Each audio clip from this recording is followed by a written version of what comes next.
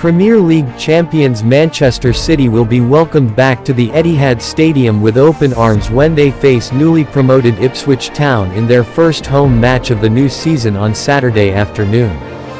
The two teams meet for the first time since January 2002 when the Citizens, as a second-tier club, beat the Tractor Boys, as a top-flight team, 4-1 at Portman Road in the FA Cup. After beating rivals Manchester United to win the Community Shield, gaining revenge after losing the FA Cup final 11 weeks earlier, Man City began the defense of their Premier League crown with a 2-0 victory over Chelsea last Sunday. Man City have become the first team in Premier League history to win 10 consecutive games by 2 or more goals, including their final 9 victories from last season, and manager Pep Guardiola admitted after the win over Chelsea that he didn't expect his Citizens side to perform as well as they did, considering their disrupted preseason and absence of a few star names. Guardiola and co are now preparing for their first fixture at the Etihad since beating West Ham United 3-1 on the final day of last season to clinch an unprecedented 4th consecutive Premier League title. That victory extended their unbeaten home run in the top flight to an impressive 30 matches.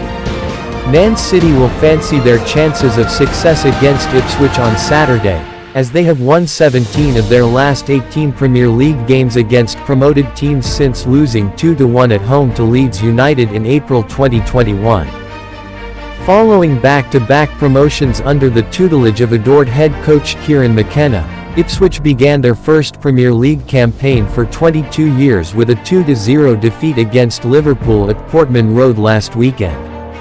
Watched on by superfan Ed Sheeran, who recently acquired a 1.4% ownership stake in his boyhood club, the Tractor Boys showed no signs of intimidation during a promising first-half display, but 2 goals in the space of 5 second-half minutes from Reds duo Diogo Jota and Mohamed Salah ultimately condemned the hosts to defeat. McKenna was beaming with pride after the match and has taken a lot of positives from his team's efforts, but he has encouraged his Ipswich players to maintain their performance levels for longer if they are to challenge in the top flight this season.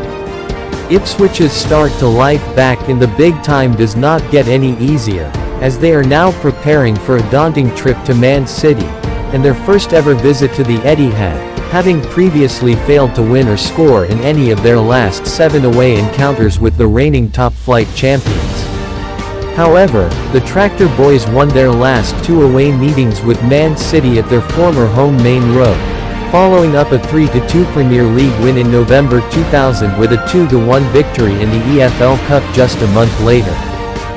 Man City could once again be without star midfielder Rodri, who missed the win over Chelsea and was absent from training on Wednesday, while Oscar Bob is facing several months on the sidelines after undergoing surgery on a fractured leg last week. However, Savinho has trained this week after coming off at half-time on his debut against Chelsea with a minor knee issue, while City could have another new signing available for selection as Ilkay Gundogan is currently in Manchester finalising his return from Barcelona after just 1 season at Camp Nou. As for Ipswich, George Hurst knee, Nathan Broadhead hamstring, and Harry Clark Achilles all remain sidelined with injuries, while Origenet Muric calf and Wes Burns hamstring will both be assessed ahead of kickoff.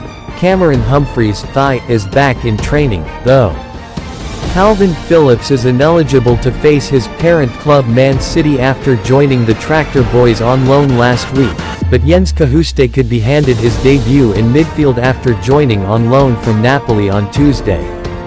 Ipswich hope to sign Armando Broja on loan from Chelsea in time for Saturday's game, but even if they achieve that, Liam Delap, who was sold by Man City for an initial £15 million earlier this summer, could retain his place up front, while Sammy Schmadix and Ben Johnson are 2 other new recruits pushing to make their first starts for the club. Ipswich Town possible starting lineup. Kieran McKenna, Ipswich Town manager, will try to match the quality of the Man City.